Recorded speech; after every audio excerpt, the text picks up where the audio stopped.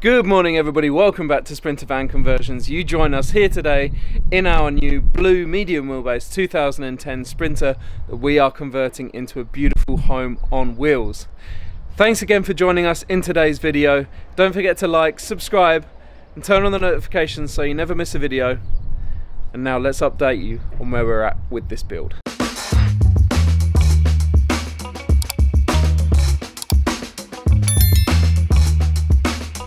Oh yes, thanks so much for joining in today's video everybody. This is our blue 2010 Mercedes Sprinter, and when we bought it, it was a total bare shell. It was used as a carpenter's van, I believe, and it had nothing inside at all apart from some racking on one side.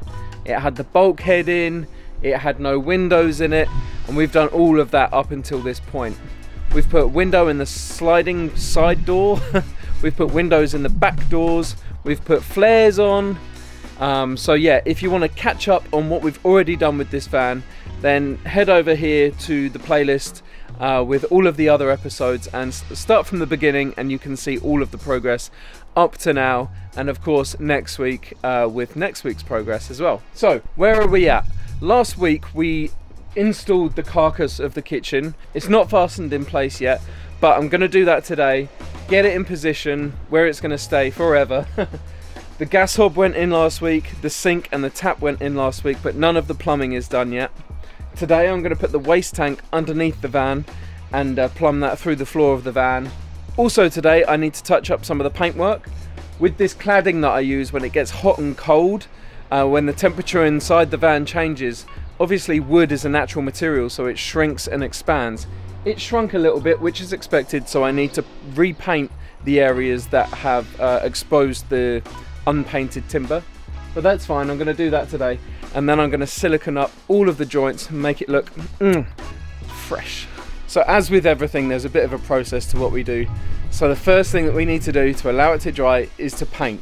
And then we can silicone, and then I can put on the door fronts for the overbed cabinet, which is just up there.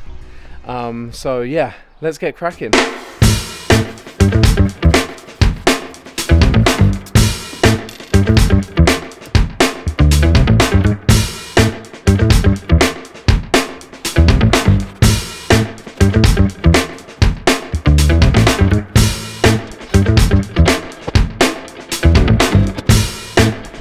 Okay, now everything's masked up. You can see where I silicone all of the joins between all of the different panels. It just gives a really crisp finish and it just looks kind of professional. Some people use like rope and stuff to cover joins, but yeah, to be honest, silicone is fantastic. It holds the panels together, it moves because it's a bit flexible and doesn't set hard, and yeah, it's white and crisp. These bits of masking tape just give a very crisp fine edge to the silicone, so it doesn't splay off onto the panels or anything, especially onto the bare timber ceiling. So yes, time to silicone. Very satisfying job, really looking forward to this.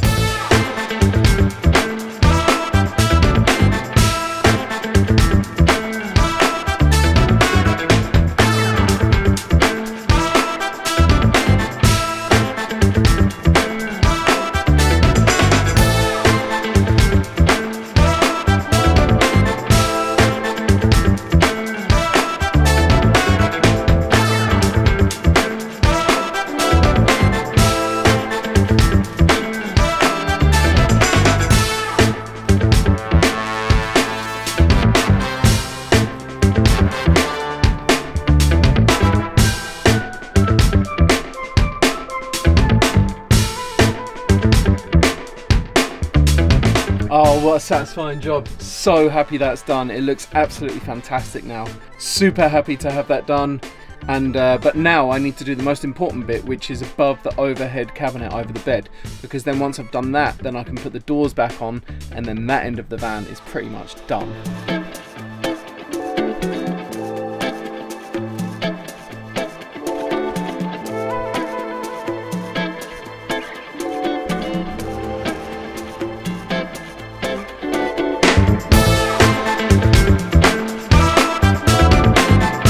Well, the craziest thing has just happened. I left an ad online on Quirky Campers for the black van, with no intention really. I was just going to let it carry on running, and somebody's just contacted me asking, well, I've had two people today bizarrely contact me about the black van, and one of them, I explained that I don't have it anymore, but I'm converting this one, and she said she wants to come and have a look. So I said that's fine, she's going to be here very soon, and yeah, how funny that these things can happen. I have told her that it's a bit of a building site, but hey, we'll see how it goes. Alrighty, well, that was interesting. That lady, she was a Dutch lady. She has a camper van, she has a motorhome. She wants to get a camper van instead because she's got some woodland with a river running through it that she wants to be able to drive a van onto. And it's like, oh, when she was telling me her story, it was so amazing. But anyway, back to the van build. What am I up to now? I've pulled the kitchen unit out, as you can see, and I've actually drilled through the floor of the kitchen unit and through the floor of the van itself to drop the waste pipe through for the waste tank. Now that's all done. I'm going to go underneath the van, fit the waste tank, and then I need to drill through from the top to drill a hole in the waste tank essentially to be able to fit the waste tank and let the wastewater flow into the waste tank. So that's where I'm at now.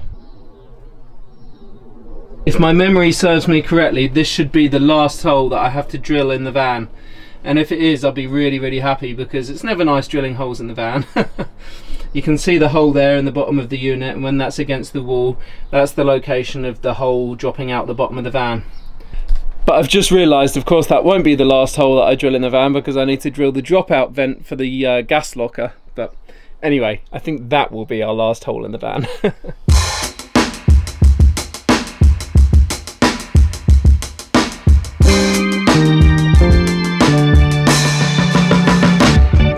Super happy the waste tank's in now. All I've got to do is just move the kitchen unit back into position, line it up, drop the waste through the floor, which is this one, which comes from IKEA, which is long enough to drop into the water tank, into the waste tank I should say, and yeah, we'll be done. We'll have some plumbing finally.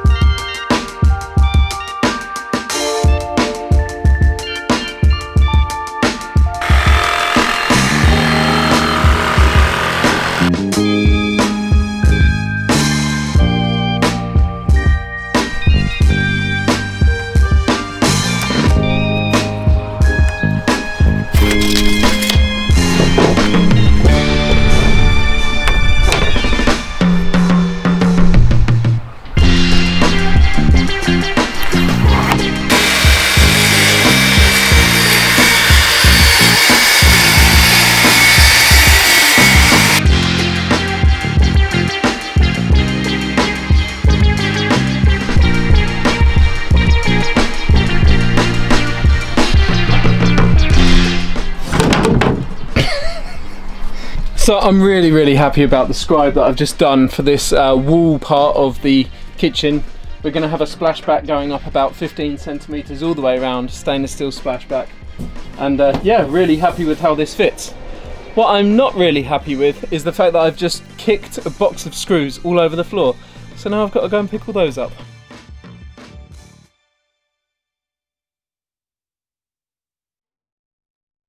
Hello everybody, it's a new day here at Sprinter Van Conversions and today I'm only working for a little short amount of time today before I go out and do a photo shoot later with a really amazing jazz singer called Sarah Oshlag later, but yes, now I am cutting some of the custom cabinetry to go around the gas bottle. I went and bought the gas bottle yesterday. It's a 6 kilo propane bottle, so now I can build the cabinet around that. I've done it a few times before. I've probably built 4 or 5 gas lockers in the past, But today I'm going to be using a special little tool that I've made. So for the longest time I've wanted to buy myself a track saw, which is basically a circular saw on a track, so you get dead straight cuts every time. But they're hundreds of pounds. I didn't realise how expensive they are, and I've got my trusty circular saw.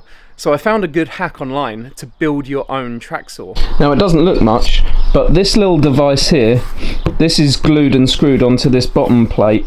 But these are 2 bits of ply, and that edge of ply along there is a machine cut edge off the end of a nice fresh bit of plywood. Actually, this bit of plywood. So you know that that's dead straight every time. So if you use that as your stencil or your line to go along every time, you're going to get a perfect cut. So all I did was glue and screw it onto this piece of 6mm ply. This is a piece of 18mm ply, I think it is. And after I'd done that and cut it to length, I then ran my circular saw all the way along that edge, and that way every time I need to cut a straight edge, I know that that edge is going to be my cut line, because it's the perfect distance away from the edge. Now what I used to do was clamp a piece of wood onto a table and then calculate how far away the blade is from the edge of the bottom plate on the saw. But now all I need to do is put my little jig down, run it along, and it should be factory straight every time, and yeah, the perfect size. I'm yet to use this in reality. I'm about to do my first cut on a piece of cabinetry to go around the gas bottle, so let's see how it goes.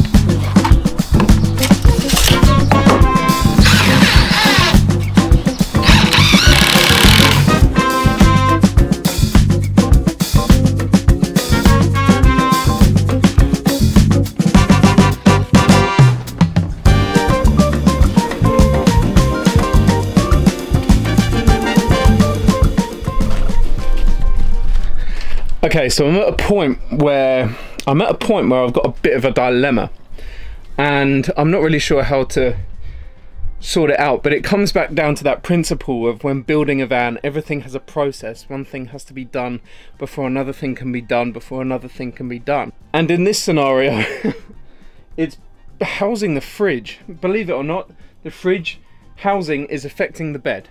So what I've just done is, yesterday I cut out this piece of wall behind me, just there, and it fits there lovely, fits there perfect, but when I screwed it into the end of the slats to try and tie it all together, and I lean on the bed, or I sit on the bed beam, there's a tiny bit of flex, so I don't want to, you know, yank this down off the ceiling by sitting on the bed or laying on the bed. So now I'm going to figure out a way of securing that wall, that board, at the bottom without screwing it into the bed. Basically the wall comes down like that, and then I thought if I screw it through there into the end of the slats, that'll be nice and strong, the wall will be nice and strong. But as I say, when I lean on this, it flexes ever so slightly, and it's enough to make a noise up there, which I don't like. It feels like it's pulling this down somehow. So I'm going to screw in a batten along that edge, and then I can screw the wall into the batten from this side and secure it to the gas locker, and then at least it will be fixed at the bottom of the wall. But my conundrum is, now this beam's in the way, I can't screw directly down into the batten, into the top of the gas locker. So what I'm going to have to do is drill a hole in the metal beam there and probably there, and then I can get a drill bit through and screw down the batten. So yeah, everything has a knock-on effect. But before I'm going to do that, something else that I thought, because the wall won't be secured into the bed, and I don't want it to squeak when the bed is being used, I was always going to cover this beam in full-way stretch material anyway, because it's a nicer finish on the top of the sofa when the sofa goes in. But I'm going to full-way stretch that now, and then I can put the wall against it. There won't be any friction between the structure of the bed and the wall, and then we should be there.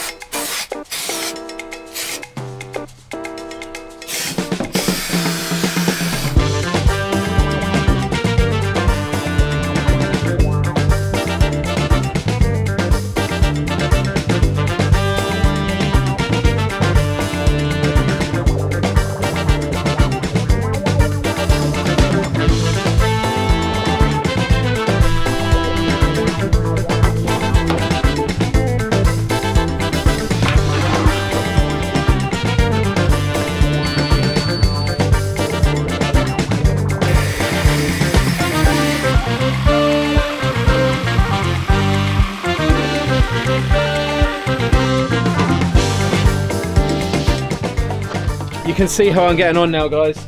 You see the structure of the shelving, how it's going to go. There's going to be another shelf above the kitchen, maybe. I'm not 100% sure on that yet. But yeah, this will be our little charging station. There'll be a little bit of worktop on there. Fridge will be down there. And yeah, I'm going to leave it now until Monday and get back to it with painting and fitting it all, and finally, yeah, really on the final steps of this van conversion. Thanks again for joining me today in this video, everybody. If you found it interesting, don't forget to give it a thumbs up, subscribe and turn on notifications if you want to be kept up to date with the progress of this conversion. I'm going to wrap up the video there, but we'll see you next week. See you on Sunday. Over and out.